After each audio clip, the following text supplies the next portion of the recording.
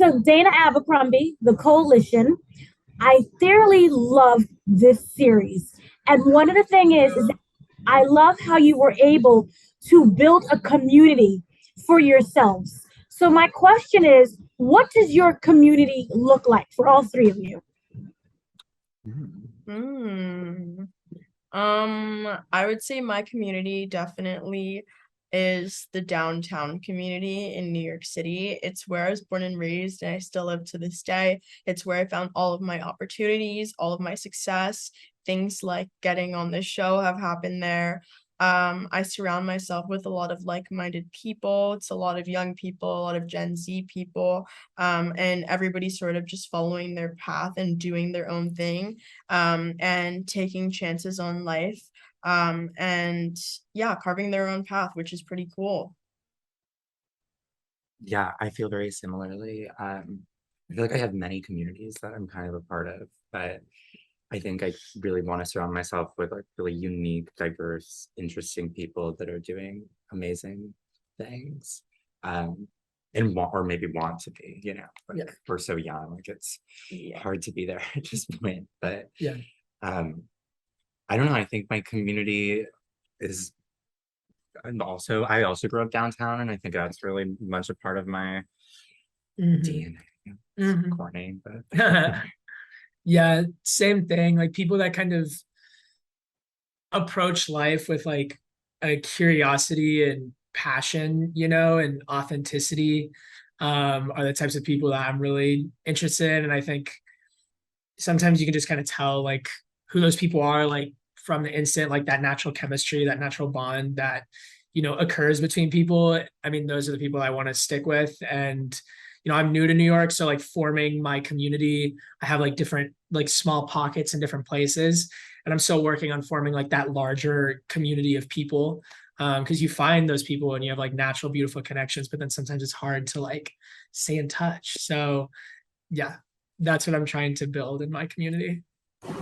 Now, glitz and glamour image of New York City, of making it and succeeding. But what was one of the conceptions that you had when you came here? Wait, can you repeat that? You cut out a little bit. The We can't. glitz and everyone has dreams and glitz and glamour of New York City. But what was one of the misconceptions that you had, especially because you never lived here before? Well, you never lived. yeah, we I've both never lived Then here. never lived. So Forbid. My misconception about New York. I guess I had a misconception that like the subways would make transportation easier. Sometimes those things are so slow. So that was one. Sorry, for anyone else who wants to answer. So I was wondering, one of the things that I love is how everyone's creative process is different. Can you talk about how New York City inspires you? yeah, I mean, I feel like it's the community in New York City again, like the fact that there are so many like-minded people that are all just like doing their own thing and taking chances and not following what society expects them to do, as a young adult, is really inspiring to me. So I'm inspired by the people. Yeah, same. The people are massively inspiring. I don't think you see this level of like authenticity from people in such like a high concentration anywhere else. For you, Claude? I mean, I think it inspires me in many ways just to see all these people doing really great, wonderful things. And So I was wondering, when you got on this show and they're showing how incredible you are, how talented you was, but what do you want the audience to get out of your either your process, your art, your career?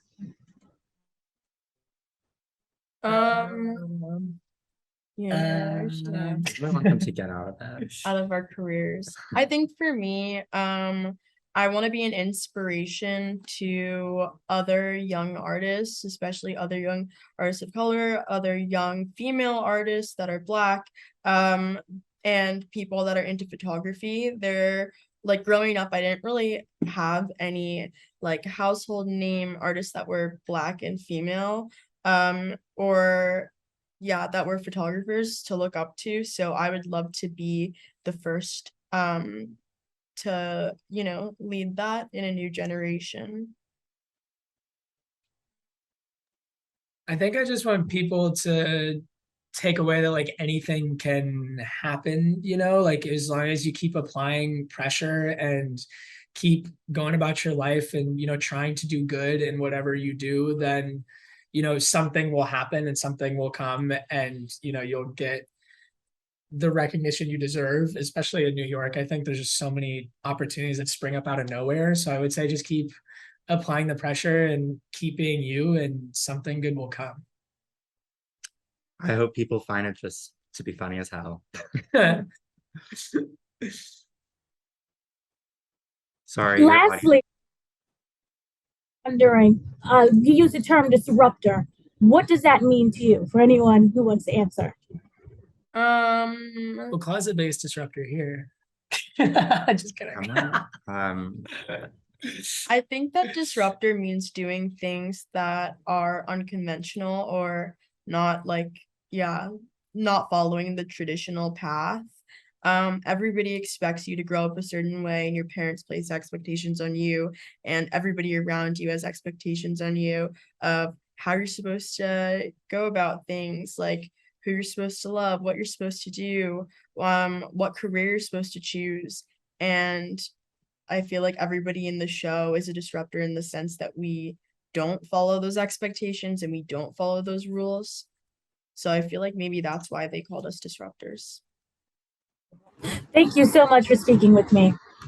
Thank you. Take care. Thanks.